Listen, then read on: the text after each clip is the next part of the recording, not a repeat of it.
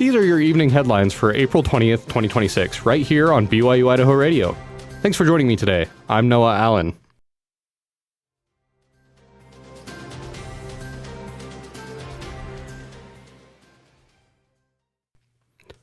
Police have arrested a northern Idaho man on suspicion of killing his elderly mother last fall.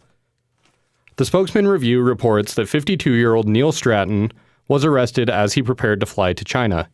He is expected to face charges of first-degree murder, burglary, and destruction of evidence. His mother, 77-year-old Susan Stratton, was found in Coeur d'Alene last September with life-threatening injuries and a significant amount of blood loss.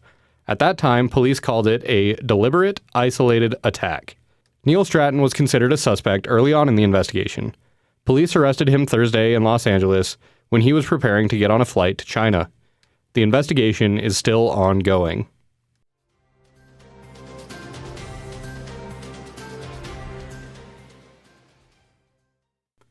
There are new names for the young women's age groups as announced by the Young Women's General Presidency of the Church of Jesus Christ of Latter-day Saints. A letter written by the First Presidency says the purpose for the new names is to, quote, help young women understand their divine place in God's work, to represent their dignity as His beloved daughters, and to highlight their progression. The new names are as follows. For young women ages 12 to 13, they are Builders of Faith. For young women ages 14 to 15, they are Messengers of Hope.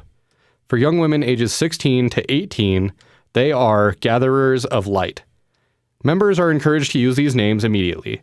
However, Ward Young Women organizations will change to an age group structure effective June 1st to allow for changes in age group presidencies where needed. Each age group is its own distinct entity.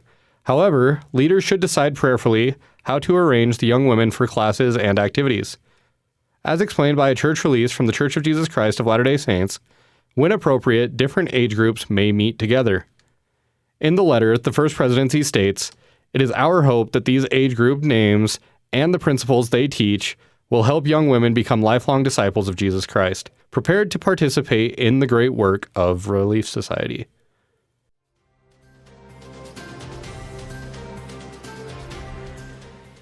Gas prices in Idaho haven't moved much in the last week, but events in the Middle East could change that soon.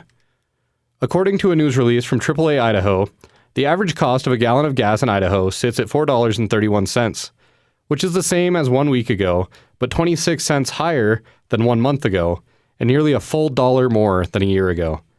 The national average is just over $4 a gallon at $4.04, which is 8 cents less than 1 week ago. Idaho currently has the 8th most expensive gas per gallon in the country. Crude oil prices have continued to fluctuate, and while there are peace talks that have come and gone, nothing is certain yet. Here are some of the average costs per gallon in nearby cities in Idaho.